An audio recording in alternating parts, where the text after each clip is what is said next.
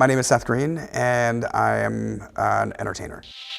I started acting when I was 7 years old and have spent my entire life trying to guarantee that this is what I do for the rest of my life. There's probably a good correlation between the willingness to role play in board games and being open to being an actor. Just that you use a similar skill set, base of imagination, being able to put yourself into circumstance and predict how you'd behave based on all the things that are specific to you. I play a lot of games, but not by the competitive standards that most gamers play. Like my wife is an infinitely more competent and experienced gamer than I am. I've played Magic the Gathering, I played old D&D when I was young, but as far as video games go, I still like things like Miss Pac-Man or Tetris or, you know, Puzzle Bobble. I'm less interested in things like Batman or Call of Duty. Here's the great thing about D&D.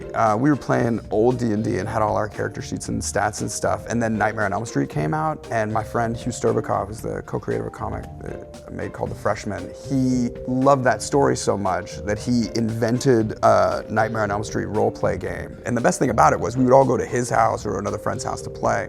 And so after we played this really creepy role-play game where we're being pursued by a nightmare demon in our dreams, and I had to walk home, you know, and I couldn't drive. It's dark, terrifying. Every night I was like, why don't we play at my house so that I don't have to walk home?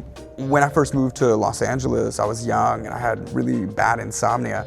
And so I would just drive around and hang out in really weird places. And there was a donut shop on Highland and Franklin. They had a couple of cabinet games. One of them was Tetris, and the other one was Bust-A-Move. And I would go in there late at night, just rolls and rolls of quarters, and just play my insomnia away. And then I realized that there was another guy racking up high scores, and we were constantly beating each other's high scores. And I thought, this guy must be playing during the day or something. And separately, he must have thought, oh, this guy must be playing at night, because he showed up one time after 11 p.m., and he was like, oh, are you Sis? And I was like, oh, are you Jazz? And we just like head to head for several hours. But I wasn't really competitive. It was just so nice not to be alone in this donut shop in the middle of Hollywood at midnight. Like, what a tragically lonely existence. Will and I have known each other forever. We were both kid actors. I just always liked him, respected him as a performer, and thought we had things in common. And then the first time that we met, we really got along, so I've just always liked him.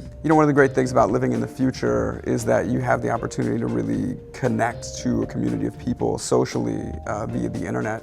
And to that end, I really like the interaction that you can have on Twitter or on Instagram, because you share a particular concept with a lot of people instantly, and then all of you can communicate about it. I think that's really a valuable thing. Gaming is something that brings people together who didn't think they had anything in common.